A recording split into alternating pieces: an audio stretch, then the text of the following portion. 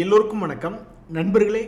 முதல் கோணல் முற்றிலும் கோணல் அப்படிம்பாங்க. ஸோ ஆகஸ்ட் இன்னைக்கு 1ஆம் தேதி, இன்னைக்கே ஒரு மிகப்பெரிய கும்பா 203 பாயிண்ட். அப்போ இந்த ஆகஸ்ட் மாதத்தில் கும்பாவா அப்படின்ற ஒரு மிகப்பெரிய ஒரு கேள்வி வருது பழமொழிக்கு ஏற்ப. ஆனால் ஜூலை மாதத்தில் மட்டும் என்ன நடந்ததுன்னு நீங்கள் நினைக்கிறீங்க? ஜூலை 1ஆம் தேதி பாசிட்டிவ் க்ளோசிங் தான். ஆனால் நம்மளுக்கு 1000 பாயிண்ட்டுகள் ஜூலை மாதத்தில் இறங்கி நம்மளுக்கு கும்பா தான் பண்ணியிருக்கு. ஸோ முதல் கோணல் முற்றிலும் கோணல் அப்படின்ற பழமொழி எல்லா சமயத்திலும் சரியாக வராது. நண்பர்களே, நேற்று ரிசல்ட் கொடுத்ததுக்கப்புறம் ரொம்ப ஆர்வமாக பார்க்கப்பட்ட பங்கு என்பது ஸ்விக்கி பங்கு. ஏன்னா பேடிஎம் அப்படின்ற பங்கு ரிசல்ட்டினுடைய காரணத்தை ஒட்டி ஆல்ரெடி கடந்த 3 மாதத்தில் உச்சத்தில் கொண்டு வந்து நிறுத்திட்டாங்க. பேடிஎம், ஜொமேட்டோ அப்படின்ற பங்கையுமே ரொம்ப உச்சத்தில் கொண்டு வந்து நிறுத்திட்டாங்க. அவங்களுடைய ரிசல்ட் நல்லா இருக்குன்னு கடந்த காலங்களில் எடுத்து பார்த்தீங்கன்னா தெரியும். ஸோ ஸ்விக்கி அப்படின்றவங்க அவங்களுடைய லாஸை கொஞ்சம் குறைச்சிருக்காங்க, அல்லது சேல்ஸ் இன்க்ரீஸ் ஆகிருக்கு, லாஸில் ஒன்றும் பெருசாக இல்லை அப்படின்ற மாதிரி என்னத்தையாவது ஒன்றை சொல்லி அவங்களுடைய ரிசல்ட்டுகளை காரணமாக வச்சு இன்னைக்கு மார்க்கெட்டில் ஏதாவது பெருசாக மாற்றி காமிப்பாங்களா அப்படின்ற மாதிரி ரொம்ப எதிர்பார்ப்போட பார்க்கப்பட்ட ஒரு பங்குகளில் இந்த ஸ்விக்கி அப்படின்ற பங்கு உண்டு. ஆனால் இன்றைக்கி அவங்களுக்கு எதுவும் பெருசாக லக்கு அடிக்கலை. பாசிட்டிவில் ஓப்பன் ஆன இந்த ஸ்விக்கி க்ளோசிங்கில் 3% என்பது இறங்கித்தான் இருக்குது. இந்த வருஷ ஸ்டார்டிங்கிலிருந்து பார்த்தோம்னாக்கா இந்த ரிசல்ட் சீசனை காரணமாக வச்சுக்கிட்டு மார்க்கெட் ஏறும் பொழுது 300 ரூபாயிலிருந்து 400 ரூபாய்க்கு வந்தது ஒன்று தான் இவனுடைய தற்போதைய பெனிஃபிட்டாக இருக்குது. பட் ரிசல்ட்டை காரணமாக காமிச்சு இன்றைக்கி ஒன்றும் பெருசாக சந்தோஷம் இல்லை. Oh my God, what a man! Tiruppur bulls ஆங்கில கவிஞர், இங்கிலீஷ் போயட் அப்படின்ற மாதிரி ஸ்னைடர் அப்படின்ற பங்கு ஸ்பைடர் மேன் மாதிரி பறந்து வந்திருக்கு. இது என்னால் நம்பவே முடியல. ஸ்னைடர் எலக்ட்ரிக் அப்படின்ற ஒரு பங்கு சமீபத்தில் மிகப்பெரிய ஒரு வளர்ச்சி. அது எவ்வளோ தூரம் வந்ததுன்னா ஆல்மோஸ்ட் 1000 ரூபாயிலிருந்து 500, கிட்டத்தட்ட 50% இறங்கியிருக்கு. அது முக்கியம் இல்லைங்க. இப்போ எல்லாத்துக்குமே தெரிஞ்சிருச்சு எத்தனை பர்சன்டேஜ் இறங்குது, எத்தனை பர்சன்டேஜ் ஏறுறான் அப்படின்றது வேறு விஷயம். இனி எல்லாரும் எப்படி ப்ராக்டிஸ் பண்ணிக்கணும்னா, சரி ஒரு 50% இறங்கணும்னா 1 வருஷம் 2 வருஷம் ஆகும், அப்புறம் மறுபடியும் ஒரு 50% ஏறணும்னா 1 வருஷம் 6 மாதம் இது ஆகும் அப்படின்ற மாதிரி மனசில் எழுதி வச்சு ஒரு 1 வருஷம் டு 2 வருஷம் பீரியடில் 50% பிடிக்கக்கூடிய திறமை தான் வளர்த்திக்கணும். ஸோ இந்த ஸ்னைடர் எலக்ட்ரிக் அப்படின்ற பங்கு 50% இறங்கிட்டு 100%ஆக ஏறி இருக்கான். இவனை ஒரு தடவை கை தட்டி வரவேற்கணும். என்ன காரணம்? ஸோ நம்மளுக்கு பேசிக்காக நிறைய பேர் என்ன எதிர்பார்க்குன்னா, அது டிவிடெண்ட் ஈல்டு கொடுக்கக்கூடிய கம்பெனியாகவும் ப்ளஸ் அது கடன் ரொம்ப குறைவான கம்பெனியாகவும் இருந்ததுன்னா மேபி இப்படி திரும்பி ஏதாவது ஒரு இடத்துல திரும்பி ஏறி வருவானோ அப்படின்ற ஒரு எதிர்பார்ப்பு. ரெண்டாவது மிக முக்கியமான விஷயம் என்ன அப்படின்னா, அவனுடைய ப்ராஃபிட் ஏர்னிங்ஸ் க்ரோத். அது 1 கோடியிலிருந்து 2 கோடி, 2 கோடியிலிருந்து 4 கோடி, 10 கோடி இப்படி ஏறிட்டு இருக்கணும். இந்த 3 விஷயத்தில் என்ன இவங்கிட்ட இருந்தது? இது எலக்ட்ரிசிட்டி நெட்வொர்க் அப்படின்ற ஃபீல்டில் இருக்கக்கூடிய பங்கு. டிவிடெண்ட் அப்படின்ற இடத்துல 0, 3 முட்டைகள். ஒரு புள்ளிக்கு அப்புறம் எத்தனையை போட்டாலும் அதுவும் முட்டைகள் தான். அதுக்கு முன்னாடி ஒரு முட்டையை எந்த இடத்துல வச்சாலும் முட்டை தான். அந்த வகையில் டிவிடெண்ட் என்பது கொஞ்சம் கூட கொடுக்காத பங்கு. அதே மாதிரி டெட்டு ஈக்விட்டி கடனும் ரொம்பவும் அதிகமாக இருக்கக்கூடிய ஒரு பங்காக தான்.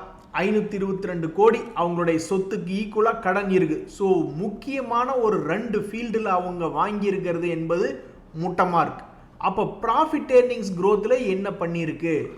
எப்படி அப்புறம் இந்த பங்கு கீழேருந்து மேலே 100% ஏறி வந்துச்சு? ஆஹா, அங்கே வைக்கிறான் பாருங்க ட்விஸ்ட்டு. 20 கோடி 10 கோடி அப்படின்ற மாதிரி ஒரு காலத்தில் சம்பாரிச்சு கொண்டு இருந்த பங்கு. அதே மாதிரி சேல்ஸ் 340 கோடி 300 கோடின்னு 2022களில் சம்பாரிச்சிட்டு இருந்த பங்கு இப்போ 600 கோடி அப்படின்றதெல்லாம் சேல்ஸ் பண்ணியிருக்காங்க மார்ச் குவார்ட்டரில். அது போக ஒரு 55 கோடி அப்படின்ற மாதிரிலாம் காமிச்சிருக்காங்க. ஸோ ஜூன் குவார்ட்டரில் என்ன ரிசல்ட் அப்படின்றது வரும் அப்படின்றது தெரில. பட் 3 கோடி 48 கோடி 54 கோடி 111 கோடின்னு ஏறு வரிசையில் கொடுத்துட்டு கொஞ்சம் கீழே இறங்கியிருக்கு போன குவார்ட்டரில். பட் இருந்தாலும் இந்த லாபங்களை கணக்கு பண்ணி ஏர்னிங்ஸ் பர் ஷேர் அப்படின்றது இன்க்ரீஸ் ஆனதுனால இந்த பங்கு மேல் நோக்கி வரக்கு அது ஒரு முக்கிய காரணமாக அமைஞ்சிருச்சு. ஒரு நண்பர் சொல்கிறாரு, என் உயிர் எடுக்கிறதுக்குன்னே ஏதாவது ஒரு பங்கு சேர்ந்துருது, இப்போ தான் ஒரு 2 பேர் என் மனசை காயப்படுத்திட்டு போனாங்க. இந்த பிசிஜி, ஐஇஎக்ஸ் அப்படின்ற பங்குகள். ஒவ்வொரு வருஷமும் ஒவ்வொரு கிறுக்கன்ட்ட நான் போய் மாட்டிக்கிறேன் அப்படின்னு வடிவேல் அவர்கள் சொல்கிற மாதிரி படத்தில் இப்போ புதுசாக ஒருத்தங்கிட்ட போய் மாட்டிக்கிட்டேன். அவன் பேர் ஈஸ் மை ட்ரிப் அப்படின்றார். அதாவது இவர் எடுத்திருக்கக்கூடிய பங்குகள் எல்லாமே தலை குனிஞ்சு பூமியை பார்த்த மாதிரியே நடந்தால் அவர் மனுஷன் என்ன தான் பண்ணுவாப்புல? எவனாவது ஒருத்தனாவது ஏறி வந்தால் பரவாயில்ல. இதில் இந்த ஈஸி ட்ரிப் பிளானர்ஸில் எந்த இடத்துல போய் மாட்டினார்னே தெரியல. தற்போதைய நிலைமையில் அவன் இருக்கிறதா கடைசி ரேட்டாக இருக்கு. பல பேர்த்துக்கு வந்து பாதி தூரம் வந்திருக்கு அல்லது முழுதும் திரும்பி வந்திருக்கு. ஆனாலும் இந்த ஈஸி ட்ரிப் பிளானர்ஸ் இவருக்கு இந்த ஒரு வருஷத்தில் ஒரு தடவை கூட சந்தோஷம் தரல. ஏங்க, ஒரு மாதத்துக்கு ஒரு தடவையாவது எங்காவது மேலே ஏறி டக்குன்னு எங்காவது ஒரு இடத்துல இப்படி மேல் நோக்கி ஏறி இறங்கினா ஒரு சின்ன சந்தோஷம் என்பது வரும். ஒரு மனுஷன் இப்படியேவா ஒரு ஷேர் இப்படியேவா கும்பா குட்டியாக விழுவான்? ரொம்பவுமே சோகமாக இருக்கக்கூடிய ஒரு ஆள்னா இவர் தான். இதுக்கு முன்னாடி இவருக்கு பழகிருச்சானா இப்படி தான் பிசிஜின்னு ஒரு பங்கு, அது இதே மாதிரி தான் கீழே விழுந்தது. ஐஇஎக்ஸ் எப்போ விழுவான் எப்போ ஏறுவான்னே தெரியாது. அதனால் இவருக்கு வந்து ப்ராக்டிஸ் ஆகிடுச்சு போல். ஸோ இந்த ஈஸி ட்ரிப் பிளானர்ஸ் அப்படின்ற பங்கு கொடுக்கக்கூடிய ரிசல்ட்டில் தான் நீ எல்லாமே இருக்குது. போன குவார்ட்டர் வரைக்கும் அதுலேயும் வந்து இப்போ என்ன ஆகுது அப்படின்னா 2-3 வெப்சைட் கம்பேர் பண்ணிக்கணும் போல். ஸ்க்ரீனர்னு ஒரு வெப்சைட் இருக்குது, அப்புறம் இன்னொரு வேறு ஏதாவது ஒரு வெப்சைட்டுகளை கம்பேர் பண்ணி பார்த்தா இந்த நெட் ப்ராஃபிட், சேல்ஸ் இதெல்லாம் செக் பண்ணிக்கணும் போல். ஏன்னா ஒரு நண்பர் என்ன சொன்னார்னாக்கா, திடீர்னு சில நேரங்களில் சில வெப்சைட்டுகளில் பார்க்குறோம், இன்னொரு வெப்சைட்டில் பார்க்குறோம், ரெண்டும் மாறி மாறி இருக்குது அப்படின்ற மாதிரி சொல்கிறாப்புல. எது எப்படியோ இனி அடுத்து வரக்கூடிய ஜூன் குவார்ட்டர் ரிசல்ட்டு ஏதாவது ஒரு 30 கோடி 40 கோடின்னு லாபம் காமிச்சாதான் ஒரு மனசுக்கு இன்பம் வரும். இல்லைனாக்கா தொடர்ந்து துன்பம் அப்படின்ற நிலைமையில் இந்த ஈஸி ட்ரிப் பிளானர்ஸ் ஓடிக்கிட்டு இருக்குது. சரி, நீ கோமா இருக்க, நான் போயிட்டு அப்புறமா வர்றேன் அப்படின்னு வடிவேல் அவர்கள் கோவை சர்லாம் கிட்ட சொல்லுவாப்புல. அது கோவை சர்லாம், நீ எப்போ வந்தாலும் நான் அப்படித்தான்டா இருப்பேன் அப்படின்ற மாதிரி. ஒரு நண்பர் வந்து கோவிட் லெவலுக்கு அப்புறத்துலேருந்து இந்த ரிலாக்ஸோ அப்படின்ற பங்கு ஏதாவது ஒரு டைம்லையாவது ஏறுமான்னு பார்த்துட்டு இருக்காரு. அவன் ஏறவே மாட்டேங்கிறான், எப்போ வந்தாலும் கீழே விழுந்துக்கிட்டே இருக்கான். ஸோ நீங்கள் கும்பா குட்டிகள் அப்படின்னு லிஸ்ட் எடுத்துகிட்டு இருக்கும்போது 2-3 அப்படின்ற மாதிரி ஃபேமஸான பங்குகள் பேர் சொல்லிகிட்டு இருந்தீங்க. அதில் இந்த ரிலாக்ஸோ ஷேர் ப்ரைஸையும் சேர்த்திக்கிங்க அப்படின்ற மாதிரி அந்த நண்பர் சொல்லிட்டு இருந்தார். இத்தனைக்கு அந்த டிவிடெண்ட் ஈல்டு அப்படின்றது 0.5% டிவிடெண்ட் கொடுத்து கொண்டு இருக்கக்கூடிய பங்கு தான். ஆனால் உச்சியிலிருந்து எப்படி கீழே விழுந்திருக்கான் பாருங்கள், இன்னும் எந்திரிச்ச பாடு இல்லை. இதுக்கு சில பேர் என்ன சொல்கிறாங்க அப்படின்னா, இந்த பங்கு கோவிட் சமயத்திலிருந்து மிகப்பெரிய ஒரு வளர்ச்சி என்பது அடைஞ்சிருச்சு. 2020 பார்த்தீங்கன்னா வெறும் 200 ரூபா ரேஞ்சில் இருந்தது, 1400 வரைக்கும் போச்சு. எப்படி யோசிச்சு பாருங்க, 200 ரூபாய் எங்கே, 1400 எங்கே? அப்படி வளர்ச்சி அடைஞ்சு 1400லிருந்து 400 ரூபா வரைக்கும் கீழே விழுந்தாலுமே அது வேல்யூவேஷன் அப்படின்னு பார்க்கும் பொழுது இன்னுமே சீப்பாக வேண்டியது இருக்கு. இண்டஸ்ட்ரி பி விட இன்னும் ஒரு 1.5% அதிகமாக இருக்குன்னா அப்போ இன்னும் 300 ரூபாய்க்கு கீழே எல்லாம் போகணும் அப்படின்ற மாதிரி வேல்யூவேஷன் பர்ஸ்பெக்டிவ்ல சில பேர் பார்த்துட்டு இருக்காங்க. இன்னும் சில பேர் என்ன சொல்றாங்கன்னா, இந்த இண்டஸ்ட்ரியில் எங்காவது க்ரோத் இருக்கா?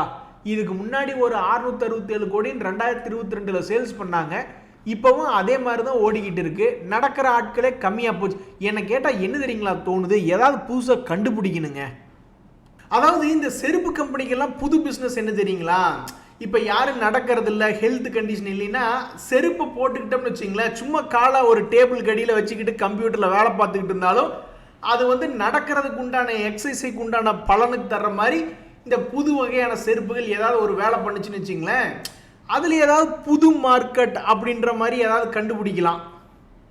ஸோ இப்போதைக்கு ஒரு வளர்ச்சி இல்லாத செக்டராக இந்த செருப்பு செக்டர் இருந்துக்கிட்டு பல பேர்த்த டார்ச்சர் பண்ணிக்கிட்டு இருக்கிறது அப்படின்ற மாதிரி நண்பர் சொல்கிறாப்புல.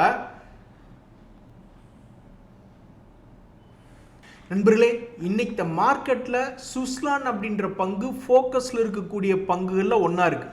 அதாவது இது எதை குறிக்குது அப்படின்னா, உழுந்துட்டான் 74 ரூபாயில் இருந்து ஆல்மோஸ்ட் 60 ரூபாய், மிகப்பெரிய ஒரு வீழ்ச்சி தான்.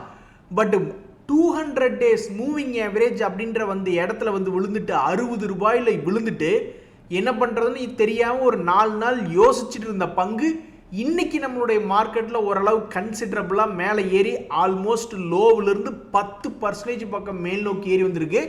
இது வந்து ஒரு நல்ல அறிகுறி தான். ஏன்னு கேளுங்க, இப்போ பல பேர் பயப்படுற மாதிரி அவங்களுடைய போர்ட்ஃபோலியோவில் பல பங்குகள் 200 டேஸ் மூவிங் ஆவரேஜில் வந்து விழுந்திருக்கும். ஸோ இந்த லெவல்லிருந்து மேல் நோக்கி ஏறுவானா, இந்த சுஸ்லான் மாதிரி ரெக்கவரி ஆச்சுன்னா ஆண்டவா கோடி புண்ணியம் அப்படின்ற மாதிரி பல பேர் நினச்சிக்கிட்டு இருப்பாங்க. ஸோ இந்த சுவிட்சர்லாந்து மாதிரி ஏறிச்சுன்னா பல பேர்த்துக்கு ஆனந்தம் கிடைக்குமா, அல்லது அந்த 200 டேஸ் மூவிங் ஆவரேஜை உடச்சி எப்படி நம்ம மார்ச் மாதம் ஏப்ரல் மாதத்தில் கும்பா பஜனை பாடிக்கிட்டு அட கடவுளே உனக்கு இது பொறுக்கலையா அப்படின்னு நம்ம பாட்டு பாடிக்கிட்டு இருந்த மாதிரி அந்த நிலைமைக்கு போகுதான்னு தெரில. பட் இந்த சுவிட்சர்லாந்து அப்படின்ற பங்கு 200 டேஸ் மூவிங் ஆவரேஜ்லேருந்து மேலே 10% மூவ் பண்ணது புதுசாக ஒரு நம்பிக்கை என்பது கொடுக்கிறது. நண்பர்களே, ஆண்டவன் இருக்கான் குமார் அப்படின்ற மாதிரி இன்னைக்கு மார்க்கெட்டில் எல்லா நியூஸையும் ஒதுக்கி வச்சிருங்க. ஒரு மிக முக்கியமான தகவல், அதாவது அமெரிக்காவில் ஜாப் க்ரோத் என்பது கொஞ்சம் மெதுவாக இருக்குது. அதாவது வேலை வாய்ப்பு கிடைக்கிற வேலைகள் என்பது கொஞ்சம் அதனுடைய வளர்ச்சி என்பது கொஞ்சம் குறைவாக இருக்குது. இந்த ட்ரம்ப் அவர்கள் என்ன சொல்கிறாரு, எங்களுடைய அமெரிக்காவில் மிகப்பெரிய தொழில் இருக்குது, நாங்கள் மிகப்பெரிய பொருளாதாரம், அதனால் நீங்கள் எங்கள் கூட பிஸ்னஸ் பண்ணுறதுனால தான் உங்களுக்கு இவ்வளோ வருமானம் அப்படின்ற மாதிரி சொல்லிக்கிட்டு இருக்காரு. இப்போ அங்கே ஒரு மிகப்பெரிய ஒரு ஓட்டை விழுந்துருக்கு. ஸோ இதனால் என்ன ஆகுதுன்னா ஸ்டாக் மார்க்கெட்டுக்கு ஒரு வகையில் சந்தோஷம்தான். ஏன் அப்படின்னா அமெரிக்காவினுடைய கடன் விகிதம் என்பது இனி குறைச்சி மறுபடியும் அமெரிக்காவில் பெரிய அளவில் பொருளாதாரத்தில் பணத்தை விட்டாங்கன்னு வச்சுக்கோங்களேன், கடனை குறைச்சி குறைவான வட்டிக்கு பணம் புழக்கத்தில் விட்டாங்கன்னா அவங்க நிறைய பட்ஜெட் பண்ணுவாங்க. அதாவது புது புது ப்ராஜெக்டுகளுக்கு மேலும் மேலும் அவங்களுடைய பொருளாதாரத்தை வளர்த்துறதுக்கு பட்ஜெட் செலவு பண்ணுவாங்க. அப்போ என்ன ஆகுனா நம்மளுக்கெல்லாம் மறுபடியும் புது ஆர்டர் கிடைக்கும். அதுவும் இல்லாமல் எக்ஸிஸ்டிங் ஆர்டருக்கு எந்த பிரச்சனையும் இருக்காது அப்படின்ற மாதிரிலாம் சில பாசிட்டிவ் மொமெண்டமாக, இது கெட்ட நியூஸ் தான், பட் இருந்தாலும் அதையும் பாசிட்டிவ் நியூஸாக மாற்றுறதுக்கெல்லாம் விஷயங்கள் இருக்குது. ஸோ கடவுள் இருக்கான் குமார் அப்படின்ற மாதிரி நம்முடைய ஸ்டாக் மார்க்கெட் இறங்கி கொண்டு இருக்கக்கூடிய நேரத்தில் இப்படி ஒரு சம்பவம் வந்திருக்கு. இதனால் ட்ரம்ப் அவர்கள் ஒரு ஸ்டெப்பு பின்னாடி எடுத்து வைப்பாரா அப்படின்றதா இப்போ ஒரு மிகப்பெரிய ஒரு கேள்வி. நண்பர்களே, வாழ்க்கையில் தலைவலி வரலாம், ஆனால் தலைவலியே வாழ்க்கையாக இருந்தால் எப்படிங்க வாழ்கிறது? ஏற்கனவே வெள்ளிக்கிழமையானா நம்மளுடைய மார்க்கெட்டை வெள்ளிக்கிழமை ராமசாமி வராண்டோய் அப்படின்னு ஏதோ ஒரு பாட்டு இருக்கு, அந்த மாதிரி நம்மளுடைய மார்க்கெட்டை வெள்ளிக்கிழமையானா இறக்கி விட்டுக்கிட்டு இருக்காங்க. இப்போ மறுபடியும் ஆகஸ்ட் 8ஆம் தேதி மிகப்பெரிய ஒரு செய்தி, உங்களுக்கு தெரியாதில்ல, மேபி தெரியலனாலும் நான் இப்போ உங்களுக்கு ஞாபகப்படுத்துகிறேன். அதாவது மிகப்பெரிய ஒரு செய்தி, ரஷ்யா உக்ரைனோட போடுற சண்டையை வர்ற 8ஆம் தேதிக்குள்ளே நிறுத்தணும். அப்படி நிறுத்தலினா அந்த ரஷ்யா மேலே போடக்கூடிய கட்டண உயர்வு மட்டும் இல்லை, சாங்ஷன்ஸ் அந்த நாட்டு இந்த பழைய ஊர்களெல்லாம் ஏதாவது பஞ்சாயத்து பண்ணி இவனை ஊரை விட்டு ஒதுக்கி வைக்கிறோம் அப்படின்ற மாதிரி சாங்ஷன்ஸ் பண்ணுவாங்க இல்லையா, அது மாதிரி ரஷ்யாவுக்கு மட்டும் டைரெக்டாக போடாமல் செகண்டரி அவங்களோட பிஸ்னஸ் பண்ணக்கூடிய நம்மளுக்கு இந்தியாவுக்கும் சைனாக்கும் எல்லாத்துக்கும் போடுவாங்க. ஆக மொத்தம் ஸ்டாக் மார்க்கெட்டை நிம்மதியாக விடல. அடுத்த 5 நாட்களையும் மிகப்பெரிய ஒரு செய்தி இருக்குது. அதில் கரெக்டாக வெள்ளிக்கிழமை அன்னைக்கு அந்த செய்தி வருது. ஸோ இனி அடுத்த வாரத்தில் 4 நாள் மறுபடியும் நம்மளை ஊசல் ஆட்டத்திலே வச்சுருப்பாங்கன்னு நினைக்கிறேன். ஆல்ரெடி கடந்த ஒரு மாதத்தில் 1000 பாயிண்ட் போயிடுச்சு. சுத்தமாக ஷேர் மார்க்கெட்டில் சந்தோஷமே இல்லை. கடந்த ஒரு வாரமாக 2 வாரமாக எல்லாரும் இங்கே நம்ம உட்காந்து அழுதுகிட்டு இருக்கோம், பார்த்த பணம் போச்சே அப்படின்ட்டு.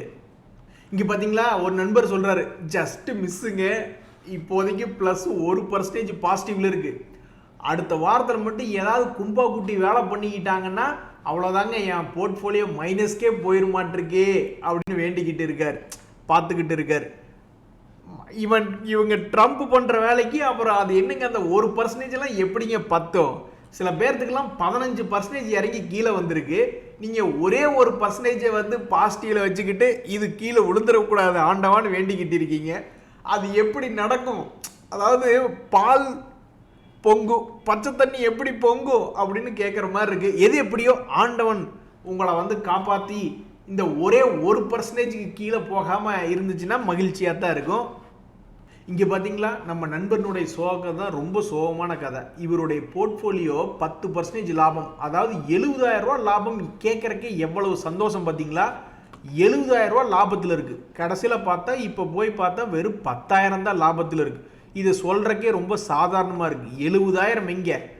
சூப்பராக ஒரு டிவி வாங்கி ஸ்பீக்கர் செட்டோட காலத்துக்கு உட்காந்து ஜாலியாக நடு வீட்டில் உட்காந்து பார்த்துக்கிட்டு இருக்கலாம். இந்த லாபத்தை புக் பண்ணி சும்மா ஊர்லேருந்து யார் வந்து பார்த்தாலும் அடடடா சென்னைக்கு போயிருந்தேன் தம்பி, அப்பார்ட்மெண்ட்டில் அவ்வளோ பெரிய சைஸு டிவி அப்படி வச்சுருக்கான் என் பையன், உட்காந்துக்கிட்டு நடு வீட்டில் படம் பார்த்துக்கிட்டு இருக்கான், ஜாலியாக இருக்கா அப்படின்னு சொன்னால் எவ்வளோ சந்தோஷமாக இருக்குது. ஆனால் இப்போ 10,000 ரூபாய் எடுத்துகிட்டு போனோம்னா ஒரு செகண்ட் ஹேண்ட் லேப்டாப் கூட வாங்க முடியாத நிலமை. ஸோ இப்படி இருக்கக்கூடிய நிலைமையில் அடுத்த வாரத்தில் மிக முக்கியமான தகவல், இந்த ஆகஸ்ட் 8ஆம் தேதி அமெரிக்கா ரஷ்யாவுக்கு கொடுத்த டெட்லைன் என்பது முடியுது. ரஷ்யா எப்போவுமே நீ யார் எனக்கெல்லாம் டெட்லைன் கொடுக்கறது அப்படின்ற மாதிரியான ஆள் தான். இருந்தாலும் அவருடைய மனசில் ஏதாவது மாற்றம் வந்து ஏதாவது ஒரு விஷயம் மாறுது அப்படின்றது பொறுத்திருந்து பார்ப்போம். நண்பர்களே, இன்னொரு மிக முக்கியமான தகவல் என்னென்னா, இந்த டெல்லி வரி அப்படின்ற பங்கு +1% முடிஞ்சிருக்கு. உங்களுக்கு தெரியாது இல்லை, இந்த பேடிஎம், ஜொமேட்டோ இது போன்ற பங்குகளுடைய வரிசையில் இந்த டெல்ஹிவரி அப்படின்ற பங்கு சில வருடங்களுக்கு முன்னாடி லாஸ் மேக்கிங்கில் இருந்தது. ப்ராஃபிட்டுக்கு திடீர்னு அப்பப்போ திரும்பி லாபம் பண்ண ஆரம்பித்தான். இதனால் அவனுக்கு கிடைச்ச பரிசு என்ன அப்படின்னு பார்த்தீங்கன்னா, 240 ரூபாயிலிருந்து பணத்தை கிட்டத்தட்ட ஒரு 6 மாதத்துக்குள்ளே டபுள் என்பது பண்ணி விட்டுருச்சு. இருந்தாலும் அவங்களுடைய இருக்கிறதுலே உச்சம் 667 என்பதெல்லாம் இன்னும் வரல. பட் இந்த வருஷத்தில் கடந்த 3-4 மாதத்தில் பணத்தை டபுள் பண்ணி விட்டுருக்கு. ஸோ இப்படி இருக்கக்கூடிய இந்த டெல்லி வரியில் இனி அடுத்தது இவங்களுடைய ரிசல்ட் வெளியிட்டு இருக்கக்கூடிய தருணம். இப்போ தான் நம்ம ஒரு இடத்துல பார்த்தா சரி வர்றது இல்லையே, 2-3 இடத்துல போய் கிராஸ் வெரிஃபை பண்ண வேண்டியதாக இருக்குது. ஸோ ஸ்க்ரீனர் வெப்சைட்டில் 91 கோடி லாபம் அப்படின்னு நெட் ப்ராஃபிட்டாக இருக்குது. ஸோ நான் போய் மணி கண்ட்ரோலில் பார்க்குறேன். அங்கே வந்து என்ன இருக்குது, இதுக்கு முன்னாடி குவார்ட்டரில் 16 கோடி லாஸ் அப்படின்னு காமிச்சிருக்காங்க. இப்போ 113 கோடி லாபம் அப்படின்றது காட்டுறாங்க. ஸோ இது கொஞ்சம் மாறித்தான் வருது. சரி, ஓகே. அப்போ நம்ம என்ன பண்ணோன்னா போய் எக்ஸ்சேஞ்சில் ஃபைல் ஆகிருக்கிறதா எடுத்து பார்க்கணும். அதில் வந்து கன்சால்டேட்டட்னு ஒரு ஆப்ஷன் இருக்குது, ஸ்டாண்டர்ட்னு ஒன்று இருக்குது. நம்ம கன்சால்டேட்டட் தான் பார்க்கணும். கன்சால்டேட்டட் பார்க்கும்போது 55 கோடி அப்படின்றது இன்னும் அதுவும் வரவே இல்லை. முருகா, நம்ம போயிட்டு நேராக இந்த எக்ஸ்சேஞ்சில் இந்த டெல்லி வரி என்ன ஃபைல் பண்ணியிருக்காங்களோ அங்கேயே போயிட வேண்டிதான். ஸோ அங்கே வந்து அவங்களுடைய தகவல் என்ன சொல்லுது அப்படின்னா, இயர் ஆன் இயர் எங்களுக்கு கொஞ்சம் இம்ப்ரூவ்மெண்ட் தாங்க, குவார்டர் ஆன் குவார்டர் இம்ப்ரூவ்மெண்ட் தாங்க எங்களுடைய இன்கம், டோட்டல் இன்கம் அப்படின்ற மாதிரி தகவல் வருது.